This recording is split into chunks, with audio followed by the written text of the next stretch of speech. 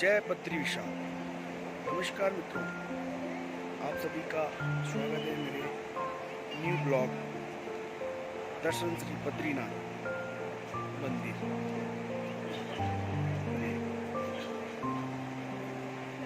मित्रों, आप सभी को देख के पता चल गया होगा कि आज मैं किस बारे में ब्लॉग बनाने जा रहा हूँ। आप लोगों का और मेरा सौभाग्य है कि आज भगवान श्री बद्रीनाथ जी के दर्शन यहाँ पे हो रहे हैं। बद्रीनाथ धाम है, आप दर्शन कर लीजिए। नीचे अलकनंदा बह रही है, तो यहाँ से ऊपर सतोपंथ स्वर्गारोहिणी से निकलकर आ रही है। माना जाता है कि यह नदी आपके जो धन के देवता हैं राजा कुबेर, उनकी राजधानी अलकापुरी से निकलकर श्री बद्रीनाथ धाम में भगवान विष्णु के चरणों से निकल के यह आगे बढ़ जाती है, जो देवप्रयाग में जाके भागीरथी नदी से संगम करती है और एक गंगा नदी का निर्माण करती है। यह वह नदी है और ये बद्रीनारायण जी का मंदिर है। इस मंदिर की विशेषता ये हिंदू धर्म में 4 धामों में एक धाम है जो उत्तर की दिशा की तरफ उत्तराखंड राज्य जिला चमोली डिस्ट्रिक्ट में पड़ता है, जिसकी दूरी हरिद्वार से लगभग 325 किलोमीटर है। और यहाँ पे वही श्रद्धालु आ सकता है जिनमें भगवान श्री बद्री विशाल जी की कृपा हो, अन्यथा वह कितने भी कोशिश कर ले तो वह बद्री विशाल नहीं आ सकता जब तक भगवान का बुलावा ना हो। माना जाता है यह मंदिर 7वीं और 9वीं शताब्दी का है। यहाँ पे भगवान ने नर और नारायण के रूप में माता मूर्ति के गर्भ से जन्म लिया था और यहाँ पे स्कंद पुराण, विष्णु पुराण और जो वेद व्यास जी की रचित महाभारत ग्रंथ की रचना भी कहते हैं इसी स्थान से हुई है। यहाँ पे विष्णु पुराण और स्कंद पुराण में इस मंदिर का विशेष वर्णन है। नर और नारायण के रूप में भगवान के 5वें अवतार हुए श्री विष्णु जी के नर और नारायण इस स्थान पे। और जो आप यह पर्वत देख रहे हैं यह नारायण पर्वत है और इसी के ठीक सामने जो पर्वत दिखाई दे रहा है ये नर पर्वत है। नर पर्वत और नारायण पर्वत, इन दोनों के बीच में अलकनंदा नदी बह रही है और नारायण पर्वत पे ही भगवान श्री विष्णु जी का ध्यान स्थान है।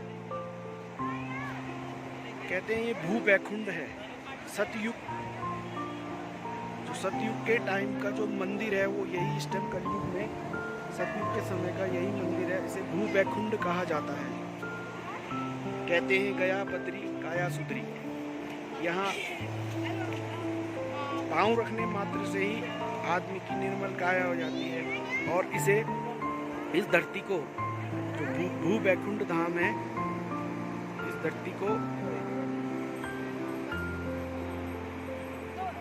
पाप मुक्त और जो श्राप मुक्त भूमि कहा जाता है। जब भगवान शिव जी के हाथों से ब्रह्मा जी का 5वां सर कट गया था तो उनकी हथेली पे चिपक गया था। उनकी हथेली पे चिपकने के कारण उन पे भगवान शिव पे ब्रह्म हत्या का पाप लग गया था। उस दोष का निवारण के लिए वो पूरे ब्रह्मांड में घूमे तो उनको वह दोष का निवारण कहीं नहीं हुआ। लास्ट में वह इस स्थान पे श्री बद्री का आश्रम में पहुंचे और इस स्थान में घटना घटी। उनके हाथ से भगवान ब्रह्मा जी का सर हाथ से गिर गया। तो जिस जगह को अभी ब्रह्म कपाल कहते हैं, ये आपको सामने दिख रहा है ब्रह्म कपाल। फिर भगवान शिव भगवान ने यहाँ पे आशीर्वाद दिया कि जो मनुष्य आके यहाँ पे अपने पितरों का तर्पण पिंडदान करेगा उसकी 7 पीढ़ी को पिंडदान तर्पण करने की जरूरत नहीं पड़ेगी, क्योंकि यहाँ पे जिसने ये लास्ट स्थान है जहाँ पे तर्पण की विशेषता है। जैसे बिहार में बौद्ध गया है, गया में हरिद्वार में नारायणी शिला है, और श्री बद्रिकाश्रम में यह ब्रह्म कपाल है। ब्रह्म कपाल में पितरों का तर्पण किया जाता है, और जो पितृपक्ष लगते हैं उस टाइम पे यहाँ पे बहुत शुभ माना जाता है कि उस टाइम पे कोई अगर अपने पितरों का तर्पण करता तो उनकी 7 पीढ़ियाँ तर जाती है। इसीलिए बद्रीनाथ धाम को भूवैकुंठ कहा जाता है। आप भी दर्शन कर लीजिए भगवान श्री विष्णु जी के। एक भजन में व्याख्यान किया गया भगवान विष्णु जी का, जहाँ बद्री नारायण रहते हैं उस भूमि को भूवैकुंठ कहते हैं। यहाँ पे पाँव रखने मात्र से ही आदमी की काया निर्मल हो जाती है। और रात्रि विश्राम अगर आप नारायण पर्वत पे करते हैं तो आपके अहोभाग्य हैं कि कभी आपको ऐसा शुभ अवसर मिले कि नारायण जी की भूमि पे आपको सोने का मौका मिले। तो आप जब भी यहाँ पे आएँ और इस स्थान पे जरूर दर्शन करें। और इसके ऊपर ही नीलकंठ पर्वत है, जो मैं आपको आगे वीडियो में उसकी जानकारी दूंगा। आप मेरे साथ बने रहिए, मैं आपको आगे मंदिर के दर्शन करा रहा हूँ। वीडियो को लास्ट तक देखें। बद्रीनारायण जी के मार्ग पे पड़ने वाला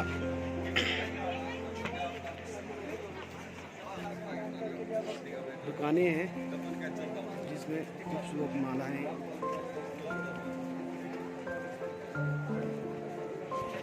छोटा मार्केट है। भगवान बद्री नारायण जी के स्थान से मूर्तियाँ हैं, मालाएं हैं,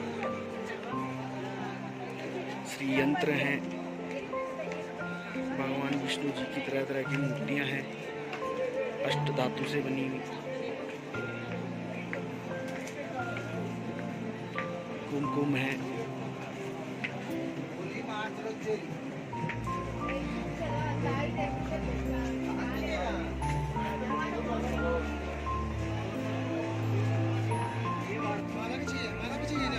भगवान बद्री विशाल जाने का प्रवेश द्वार है। पुल है, पुल से होके जाना पड़ता है क्योंकि नीचे अलकनंदा नदी बह रही है, उसके ऊपर यह पुल बना हुआ है। तो क्रॉस करके आपको जाना पड़ता है।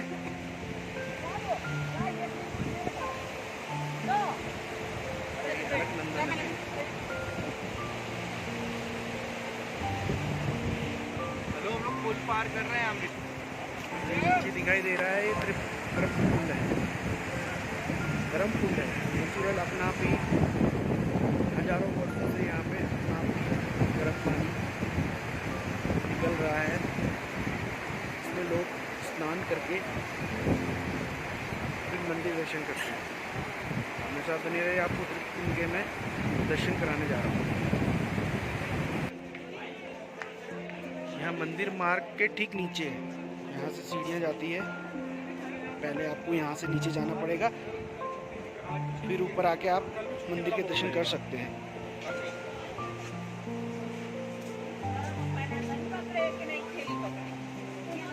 ना बोतल पकड़े।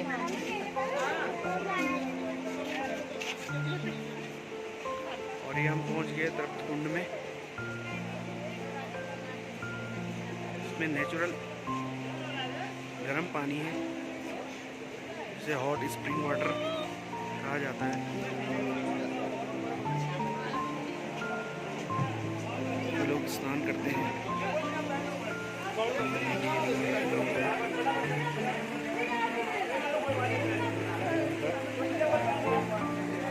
बह रहा है और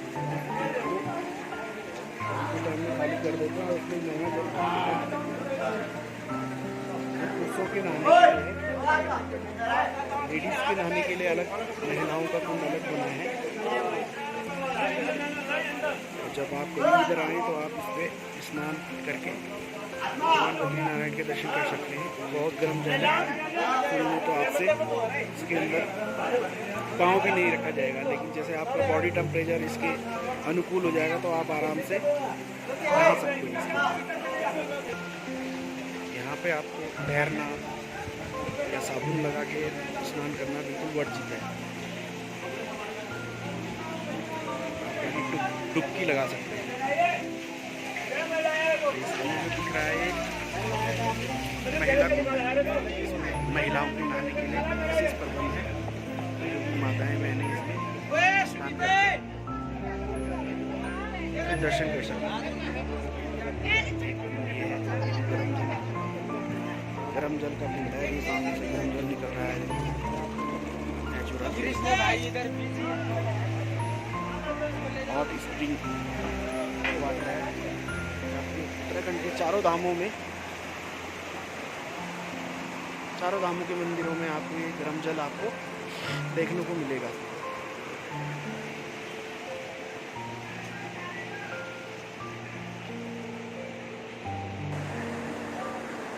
तो जहाँ पे आपको ये झंडा दिख रहा है, यही स्थान है ब्रह्म कपाल, जहाँ पे पिंडदान तर्पण विशेष महत्व है, इसकी मैंने आपको जानकारी दी है। इस स्थान पे ही आके लोग अपना पिंडदान तर्पण का कार्य संपन्न करते हैं, यहाँ के ब्राह्मणों द्वारा। ब्रह्म कपाल, इस स्थान का नाम है ब्रह्म कपाल, लखनंदा के ऊपर है। और इसी के साइड में श्री बद्रिकाश्रम, भगवान बद्रीनाथ जी का मंदिर है। अब आप मेरे साथ बने रहे, मैं आपको बद्रीनाथ धाम के दर्शन करवाने जा रहा हूँ अपने YouTube के माध्यम से।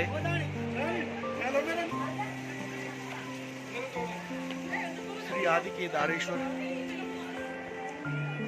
जी का मंदिर है।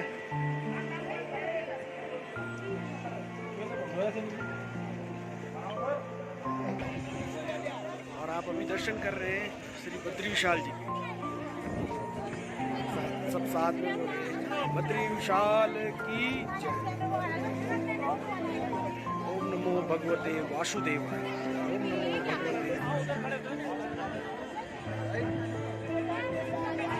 दर्शन कर लीजिए भगवान बद्री विशाल जी के।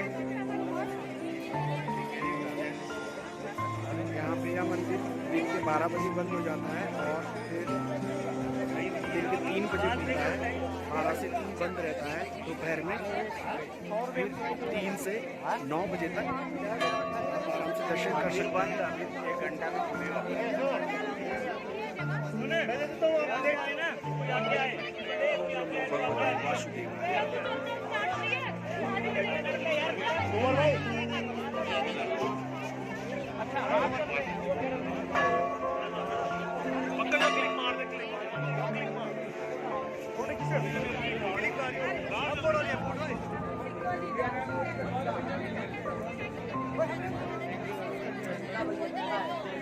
नारायण धीमहि वासुदेवाय धीमहि तन्नो विष्णु प्रचोदयात्।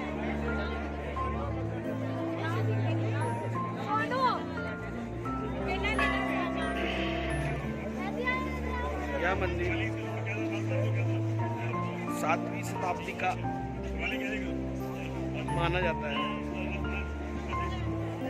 इस स्थान में 7वीं या 9वीं शताब्दी में आद्य गुरु शंकराचार्य जी आए थे। तो जो यहाँ पे जो अंदर बद्री विशाल जी की मूर्ति है वह शालिग्राम पत्थर से बनी है।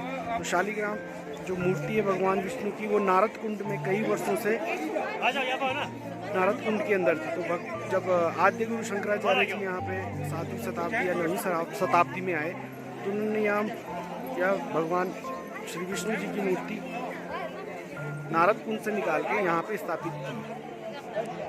और यहाँ पे जो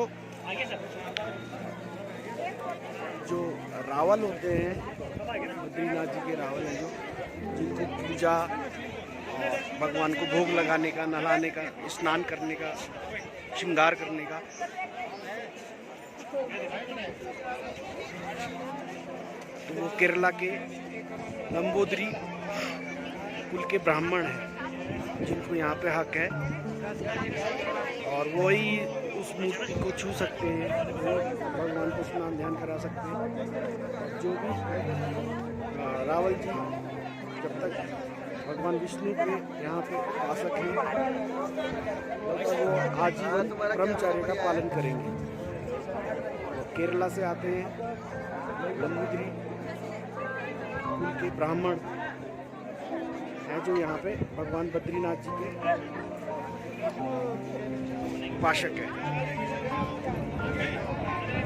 यह थी मेरी श्री भगवान बद्री विशाल जी के मंदिर के ऊपर जानकारी। और यहाँ पे बद्री पंचायत है, अंदर जब आप दर्शन करते हैं तो बद्रीश पंचायत बोलते हैं। तो बद्रीश पंचायत में नर नारायण, भगवान विष्णु, माता लक्ष्मी, नारद मुनि जी, उद्धव जी, गरुड़ जी, ये सब उनके साथ आपको उनकी पूरी पंचायत में। यह मंदिर 6 महीने खुलता है, 6 महीने शीतकालीन के लिए बंद हो जाता है क्योंकि यहाँ पे बहुत ज़्यादा बर्फ पड़ती है। और इस स्थान पे केवल आर्मी ही रहती है, बाकी जितने भी यहाँ के होटल्स जो दुकान है यहाँ से बंद होकर लोग नीचे चले जाते हैं।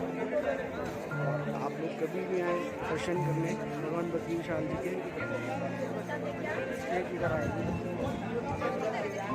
बद्रीनारायण जरूर आए उत्तराखंड में जब भी आप आते हैं। हो गया दर्शन हो गया। आप लोगों से मेरा निवेदन, आप लोगों को जानकारी आपको अच्छी लगी प्लीज़ मेरे चैनल को लाइक, सब्सक्राइब और कमेंट के द्वारा आप मेरे से और भी जानकारी पूछ सकते हैं। अंदर घंटाकरण जी का भी मंदिर है, ये माना गांव है, इंडिया लास्ट विलेज, उसके बाद तिब्बत का बॉर्डर लगता है। और ये अरे नहीं लिए मंदिर पे मिलेगा आपको। और मित्रों, आप अभी दर्शन कर रहे हैं नीलकंठ पर्वत के, जो ठीक बद्रीनाथ मंदिर के ऊपर खड़ा है। यह नीलकंठ पर्वत है। जब आप बद्रीनाथ धाम में आएंगे तो आपको यह ठीक मंदिर के ऊपर दिखाई देगा नीलकंठ पीक। यह उत्तराखंड के गढ़वाल मंडल के विशेष चोटियों में, हिमालय के विशेष चोटियों में इसका स्थान है। ये 18वें नंबर पे आता है। इसकी ऊंचाई लगभग 21,640 फीट है। यह उत्तराखंड हिमालय का 18वें स्थान पे आता है यह नीलकंठ पर्वत। जब कभी आप बद्रीनाथ धाम आए तो इसके दर्शन आपको जरूर हो जाएंगे। और पौराणिक कथाओं के अनुसार माना जाता है कि पहले जो बद्रीनाथ मंदिर और केदारनाथ मंदिर के उपासक थे वो एक ही होते थे, और वो केदारनाथ पूजा करके बद्रीनाथ में पूजा करते थे। और एक समय किसी कारण के वजह वो रास्ते में मतलब अपने टाइम से बद्रीनाथ धाम नहीं पहुंच पाए और भगवान श्री विष्णु जी की पूजा का समय निकल गया और भगवान विष्णु क्रोधित हो गए और उन्होंने यह जो यहाँ से मार्ग आता था केदारनाथ और बद्रीनाथ को जोड़ने वाला, वह बंद हो गया और उसकी जगह यह नीलकंठ पर्वत खड़ा हो गया। जो एक पौराणिक कथा के अनुसार यहाँ पे माना जाता है। आप भी दर्शन कर सकते हैं नीलकंठ पर्वत के। और यहाँ पे जब आप आएंगे, यह उत्तराखंड के चमोली डिस्ट्रिक्ट पे पड़ता है, बद्रीनाथ धाम पे। यहाँ पे कामेट पर्वत, नंदा देवी और माना पीक, ये सारे पर्वत उत्तराखंड की हिमालयन श्रृंखलाएं हैं।